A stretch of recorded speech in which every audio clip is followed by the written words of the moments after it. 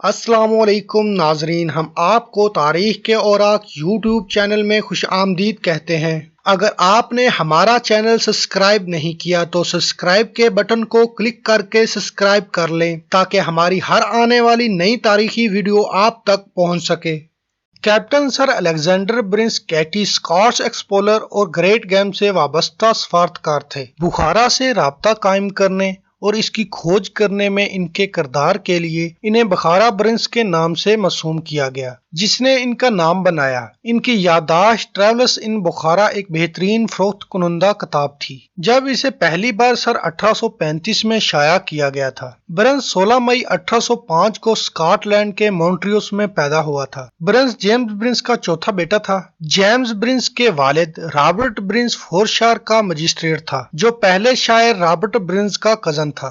Alexander Burns 16 برس کا تھا جب وہ 31 اکتوبر 1831 کو بمبئی پہنچا، جہاں آنے سے قبل ہی وہ ابتدائی تعلیم مونٹروس میں حاصل کر چکا تھا۔ الیگزینڈر نے ایسٹ انڈیا کمپنی کی فوج میں شمولیت اختیار کی اور ہندوستان میں خدمت کے دوران اس نے اردو اور فارسی زبان بھی سیکھی۔ ابتدائی طور پر اسے ہندوستان کے ساحلی شہر سورت میں 1822 میں برطانوی اضافی بٹالین میں ہندی زبان کے ترجمان کے طور پر مقرر کیا گیا۔ پولیٹیکل ایجنٹ کے معاون کی حیثیت سے 1826 میں کچھ میں تبادلہ ہوا۔ یہاں آنے کے بعد برنس بہت جلد فارسی سیکھ گیا اور بہت ہی کم وقت میں اس نے اس پر عبور حاصل کر لیا، جس کی بدولت اسے عدالت میں فارسی زبان کی دستاویزات کا ترجمہ کرنے پر مقرر کیا گیا۔ اس کی صلاحیتوں کو مد نظر رکھتے ہوئے کمپنی نے اسے صرف 21 برس کی عمر میں deputy assistant quarter master general کے عہدے پر فائز کیا۔ وہ فارسی اور ہندی کے علاوہ بھی کئی مشرقی زبانیں لکھنے، پڑھنے اور بولنے میں نوجوانی ہی سے مہارت رکھتا تھا۔ اس نے شمالی مغربی ہندوستان اور اس سے ملحقہ ممالک کی تاریخ اور جغرافیہ میں دلچسپی لی، جس کی ابھی تک انگریزوں نے اچھی طرح سے تلاش نہیں کیا تھا۔ پھر وہ افغانستان چلے گئے۔ افغانستان جو اس وقت دنیا کی انتہائی دور دراز اور غریب سلطنت تھی۔ افغانستان جو اپنے حریف برطانوی اور روسی سلطنتوں کے مابین سینڈوچ بنا ہوا تھا۔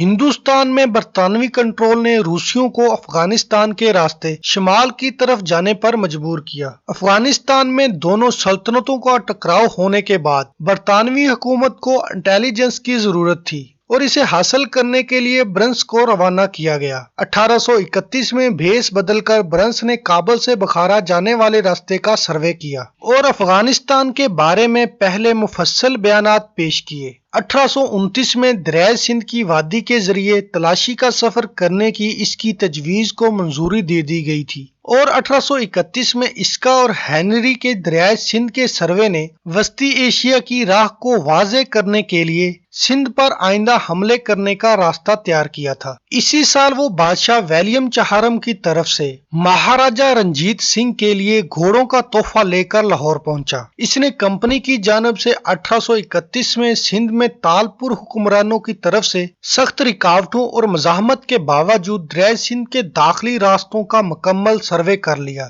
تالپوروں کی جانب سے یہ مزاحمت اور رکاوٹیں حب الوطنی کے اصولوں کے عین مطابق تھیں، کیونکہ تالپور مستقبل میں سندھ پر انگریز راج کو قابض ہوتے ہوئے دیکھ رہے تھے۔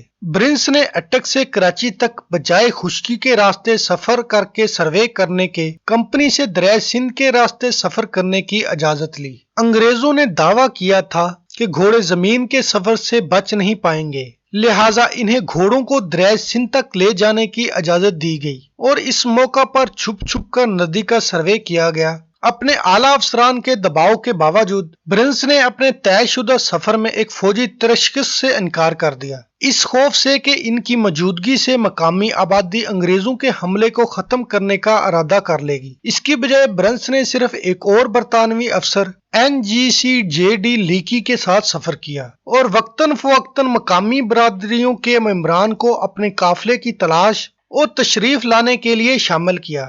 ایسا کرتے ہوئے برنس نے سندھ کے کنارے شہروں میں مقامی رہنماؤں اور گورنرز کے ساتھ قریبی تعلقات استوار کیے۔ سفارتکاری اور مقامی رسم و رواج اور چاپلوسی کی رسم کے بارے میں ان کی بے پناہ مہارتوں کی وجہ سے وہ سندھ کے ایسے علاقوں میں سفر کر سکتا تھا جو اس سے قبل یورپ کے لوگوں کے لیے بند تھے، جس میں ٹھٹھہ، حیدرآباد، بکور اور شجاع آباد شامل تھے۔ ایسی اجازت اس نے سندھ کے اس وقت کے تالپور حکمران سے بھی لے لی۔ اس دور میں برطانوی تاجر اور بالخصوص ایسٹ انڈیا کمپنی سے متعلق تاجر دریائے سندھ کے راستے اکثر سفر کیا کرتے تھے، اسی لیے اس سروے کے دوران الیگزینڈر برنس نے بحیثیت تاریخ نویس بھی اپنے مقاصد کو مد نظر رکھا اور دریا کے بہاؤ کے بالکل اختتامی علاقوں کے نقشے بھی مرتب کیے۔ اس پورے سفر کو مکمل کر کے الیگزینڈر 18 جولائی 1831 کو لاہور پہنچا۔ اس دن اس کے سرکاری اور سیاحتی دونوں مقاصد پورے ہو گئے۔ اس نے اپنی سروے رپورٹ جمع کروائی جس میں سندھ سمیت پورے ہندوستان کی مکمل رپورٹ بما نقشہ جات شامل تھی۔ تاریخ دانوں کے بقول کمپنی کے لیے ہندوستان پر قبضہ کرنے کی غرض سے الیگزینڈر برنس کی یہ جاسوسی رپورٹ انگریزوں کے لیے بہت کارگر ثابت ہوئی۔ اکتوبر 1831 میں برنس نے مہاراجہ رنجیت سنگھ کی پہلی ملاقات کو ہندوستان میں برطانوی افواج کی ایک meeting governor general lord William Bentinck سے مربوط کیا۔ یہ میٹنگ 22 سے 26 اکتوبر تک ستلج کے کنارے واقع روپور گاؤں میں ہوئی۔ اس پروگرام میں برطانیہ کے متعدد برطانوی سیاسی اراکین اور ذیلی شعبوں نے شرکت کی۔ اس پروگرام میں مہاراجہ نے کوہ نور ہیرے کو کھلے عام نمائش کے لیے پیش کیا، جسے انہوں نے برطانوی حاضرین کے ذریعے مفت معائنہ کے لیے پیش کیا۔ روپور میٹنگ کے بعد برنس نے نومبر سے دسمبر 1831 تک دہلی میں مختصر رہائش اختیار کی۔ یہ دہلی میں ہی تھا کہ 19 دسمبر کو برنس نے پہلے اپنے مستقبل کے ساتھی موہن لال سے رابطہ کیا۔ ہمایوں کے مقبرے کے گراؤنڈ میں ایک ہندو اسکول کا دورہ کرنے کے دوران برنس نے پولینڈ کی تحلیل پر لال کی تعویلات کا مشاہدہ کیا اور مغربی جغرافیے کے بارے میں چھوٹے لڑکے کے علم سے بہت متاثر ہوا۔ برنس نے لال کو اپنے ساتھ تارتری جانے کی دعوت دی۔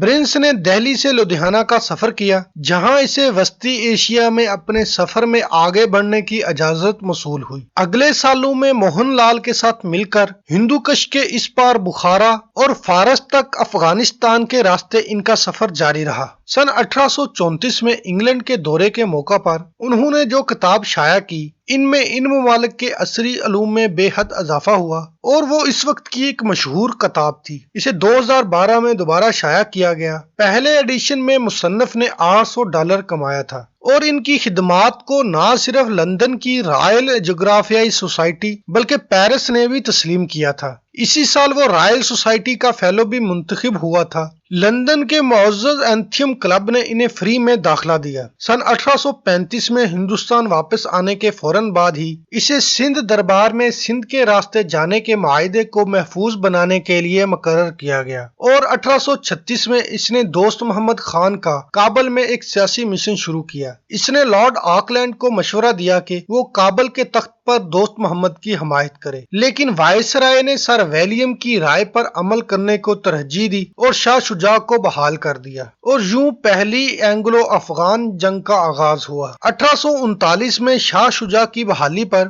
برنس کابل میں باقاعدہ پولیٹیکل ایجنٹ بن گیا۔ انہیں 6 اگست 1838 کو ملکہ وکٹوریہ کے کہنے پر نائٹ بنا دیا گیا جب وہ افغانستان میں ایک مشن کے لیے 21ویں ہندوستان کے مقامی انفنٹری میں خدمات انجام دے رہے تھے اور ایک بغاوت کے دوران 1841 میں اپنے قتل تک وہیں رہے جس میں ان کے چھوٹے بھائی چارلس بھی مارے گئے۔ ان کی جان کو خطرہ ہونے کے باوجود انہوں نے اپنے عہدے پر جس سکون کے ساتھ کام جاری رکھا اور ان کے سیاسی معاون میجر ولیم براڈ فورٹ کی موت کے بعد انہیں ایک بہادر ساکھ سے نوازا۔ 7 اگست 1839 کو برطانوی حکومت نے 30 سال سے زیادہ کی جلا وطنی کے بعد افغان رہنما شاہ شجاع کو کابل کے تخت پر بحال کیا۔ شاہ شجاع جو بنیادی طور پر برطانوی انتظامیہ کا کٹ پتلی تھا، اپنی جلا وطنی کے پورے حسس میں تاج کی پنشن کی حیثیت سے زندگی گزار رہا تھا۔ اسے امیدوار سمجھا جاتا تھا کہ وہ خطے میں برطانوی مفادات کے ساتھ تعاون کرنے کے لیے انتہائی مطمئن اور رضامند ہے۔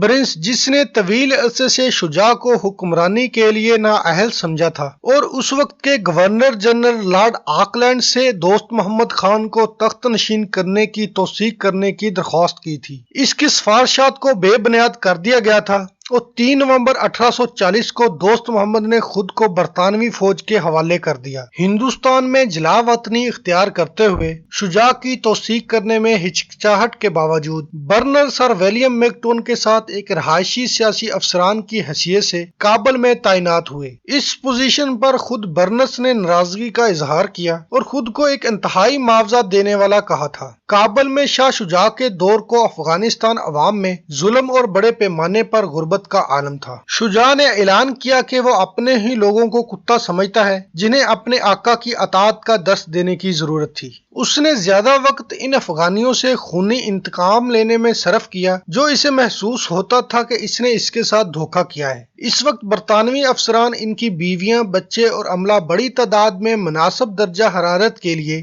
کابل منتقل ہو چکے تھے۔ اس سے قبل وہ ہندوستان کے گرم خشک میدانی علاقوں میں مقیم تھے۔ برطانوی آمد اپنے ساتھ بڑی تعداد میں اجنبی رسومات لائے جیسے کرکٹ، سکیٹنگ وغیرہ وغیرہ۔ شہر کی آبادی اچانک بڑھنے کے باعث بازاروں میں اشیاء خورد و نوشت کی قیمتیں بلند ہو گئیں۔ اس وقت شجاع نے آبادی پر ٹیکس میں بہت زیادہ اضافہ کر دیا تھا جس کی وجہ سے نچلے طبقے میں معاشی اضطراب پیدا ہو گیا۔ شاہ شجاع کے زور پر برطانوی اور ہندوستانی فوجیوں نے شہر سے باہر چھاؤنیوں کا سلسلہ قائم کرتے ہوئے اپنے ڈیرے کو شہر کی دیواروں سے باہر منتقل کرنے پر اتفاق کیا تھا۔ تاہم برنس نے اپنے بھائی لیفٹیننٹ چارلس برنس اور میجر ولیم براڈ سمیت متعدد دیگر سینئر افسران کے ساتھ ایک دیوار والے مکان میں رہائش اختیار کرتے ہوئے پرانے شہر کے دل میں رہنے کا انتخاب کیا۔ 1 نومبر 1841 کو برنس سے اس کے سابقہ ساتھی موہن لال نے رابطہ کیا جس نے برنس کو اس کے قتل کی سازش سے آگاہ کیا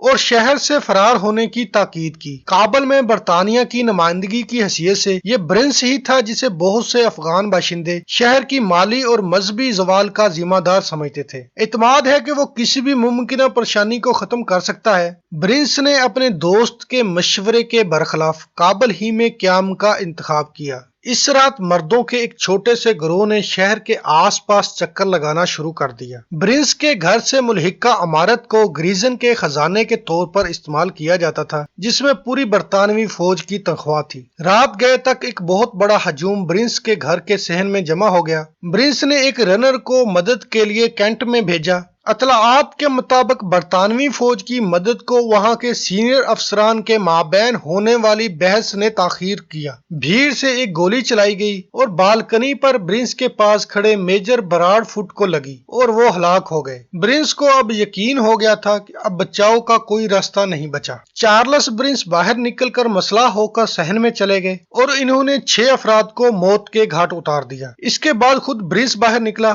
ہجوم کا سامنا کرنے کے لیے غیر مسلح تھا۔ چند ہی منٹوں میں برنس کو ہجوم نے مار مار کر قتل کر دیا۔ اگلے دن میجر براڈ فورٹ اور لیفٹیننٹ چارلس برنس کے سربراہوں کے ساتھ برنس کے سر کو کابل کے بازار میں نمائش کے لیے پیش کیا گیا۔